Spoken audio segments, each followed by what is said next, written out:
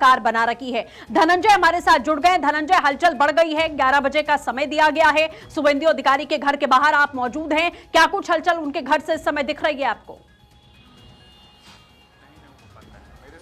देखिए, तुरंत अभी जो सुरक्षा है वो थोड़ी हलचल बड़ी हो सकता है। थोड़ी देर में शुभेंदु अधिकारी यहाँ से निकले। जो तस्वीरें देखिए पूरे अलर्ट मोड में आ गया है। सुरक्षा व्यवस्था को चाक चौबंद कर दिए गए हैं। पूरे फोर्स को कतारबद्ध कर दिया गया है। डॉग को रोड का इन्वेस्टिगेट किया जा रहा है, जांच किया जा रहा है। देखिए, सुरक्षाकर्मी डॉग स्क्वायर को लेकर पूरा जाँच कर रहे हैं और साथ ही साथ जो सूचना निकल के आ रही है कुछ ही देर में शुभेंदु अधिकारी यहाँ से निकलेंगे, इसीलिए पूरा सुरक्षा के जाँच टीम एक्टिव हो चुकी है और तमाम चीज़ें एक्टिव। हालांकि अब देखने वाली बात होगी कितने देर में निकलते हैं, लेकिन जो जानकारी निकल कर 2 मिनट में ही निकलने की, कुछ देर में ही निकलने वाले। देखिए, यहाँ से सीधे वो मैदान में जाएंगे जहाँ से वापस शपथ समारोह में शामिल होंगे। देखिए, पूरे रोड में एक तरह से भगवामय है।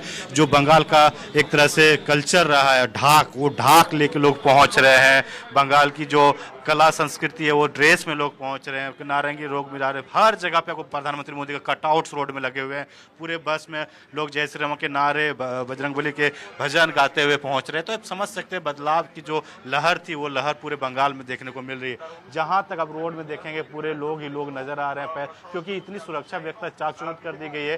तकरीबन आपको बस जो आ रहे हैं हर जगह पॉइंट रखा गया, ड्रॉप पॉइंट, वहां से पूरे रोड में आपको सिर्फ समर्थक बीजेपी के आपको नजर आ रहे हैं। तो आप समझ सकते हैं जिस तैयारी बीजेपी ने की है, और बीजेपी की जो तैयारी है वो आज ब्रिगेड परेड ग्राउंड में आपको देखने को मिलेगी। तमाम मुख्यमंत्री देखिए एक एक करके कलकत्ता पहुंच रहे हैं और सभी को सेरेमनी में शामिल होना है। प्रधानमंत्री पहुंचेंगे, वो भी शामिल होंगे।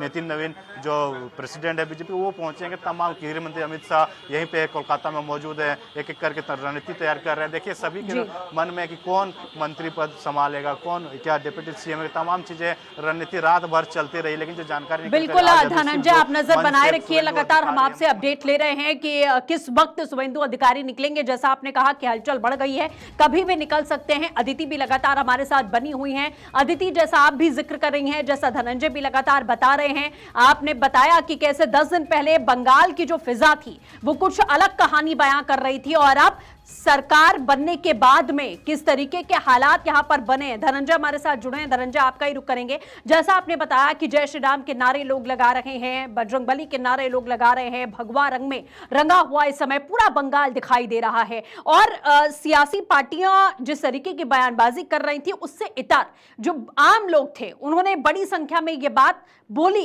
कि वो जय श्री राम के नारे नहीं लगा सकते, हनुमान का नाम नहीं ले सकते। यही सब एक मुख्य वजह रही कि वो रोष, वो गुस्सा जो है वो निकला, लोग बाहर निकले और उन्होंने पूरी सत्ता परिवर्तित कर दी।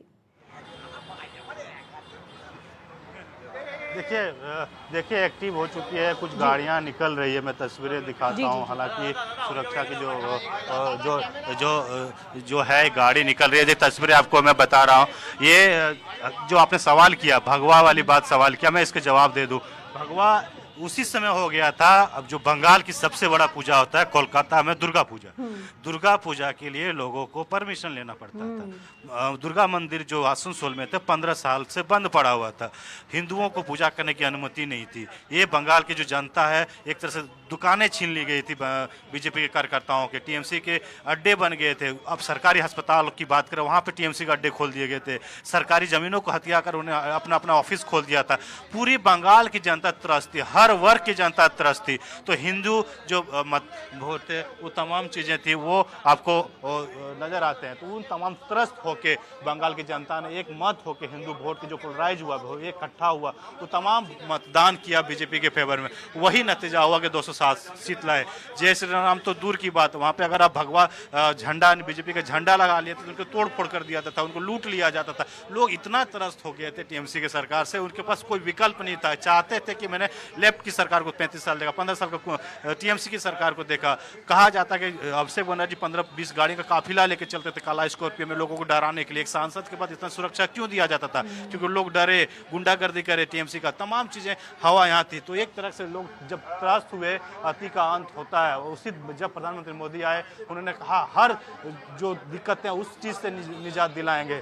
बीजेपी ने हर चीज पे लोगों यहाँ की जनता को भरोसा दिलाया। वो भरोसा मुवक्कल हुआ, 260 से बीजेपी को मिली, और 260 से अब जब शुभेंदु अधिकारी को जो कमान दिया गया था बंगाल को जिताने का, शुभेंदु अधिकारी ने एक तरह से लीड होकर पूरे बंगाल की लीड होके जिस तरह से कमान को संभाला और वहां पे बंगाल को जिताया, तो समझ सकते हैं कि बंगाल की जनता ने जिस तरह से भरोसा दिखाया बीजेपी के पास उतनी ही बड़ी चुनौती है कि बंगाल को कैसे संवारा जाए, समझा जाए और बंगाल को एक अच्छे राष्ट्र को बनाया जाए। देखिए अभी सभी चीजें तो अच्छी लगती, सरकारें बदल गई, लेकिन जब सरकार के गठन के बाद तमाम चीजें जो धरातल पर उतरती तभी लोगों को समझ में आता है कि सरकार क्या है। लेकिन बीजेपी ने जो वादे किए हैं, बीजेपी प्रधानमंत्री हो, गृह मंत्री हो, शुभेंदु अधिकारी, तमाम मंत्रियों ने जो वादे किए वो वादे दिखने को मिल रहे हैं। बीजेपी के कार्यकर्ता हो, बंगाल की आम जनता हो, सभी में बहुत ही उत्साहित हैं। सभी लोग एक तरह से बोल रहे हैं कि जो हमें देखा है टीएमसी का गुंडा राज को, वो अब निजात मिल गया है, मोदी जी हैं सब ठीक कर देंगे। जैसे आदित्य जी ने बता रहे थे, रोड हो,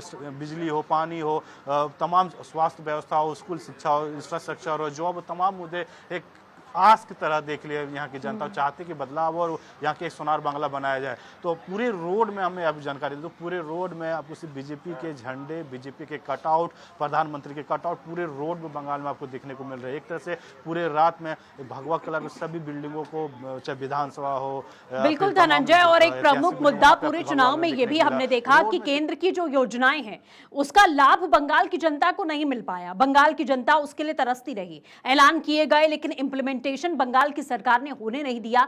द्वेष की भावना के आरोप लगते रहे कि द्वेष आपको जनता से कैसा है, जो योजनाएं हैं वो पूरे देश के लिए हैं और आप उसे लागू नहीं कर रहे हैं। और इसीलिए प्रधानमंत्री ने यह वादा किया कि पहली कैबिनेट में आयुष्मान भारत योजना वहां लागू हो जाएगी। जी बिल्कुल, आयुष्मान भारत की योजना का यहाँ पे लाभ नहीं मिलता था। प्रधानमंत्री आवास का नाम चेंज कर दिया गया था, कई जो केंद्रीय योजना है उनका नाम चेंज कर देते थे, यहाँ पे लागू नहीं होने दिया जाता था। तमाम चीज़ें यहाँ पे होती रही है, वो सवाल प्रधानमंत्री मोदी ने भी उठाया था। हालांकि जैसे उन्होंने कहा कि हम यहाँ पे सरकार बनेंगे, सबसे पहले जो बुजुर्ग को 70 साल से ऊपर बुजुर्ग को प्रधानमंत्री आयुष्मान योजना का कार्ड लाभ मिलेगा, हर कोई इलाज करा पाएगा, गरीब हो, तमाम चीज़ें। क्योंकि देखिए सबसे बड़ा चीज़ है हेल्थ को, इंफ्रास्ट्रक्चर को, हेल्थ को जो मजबूत करना।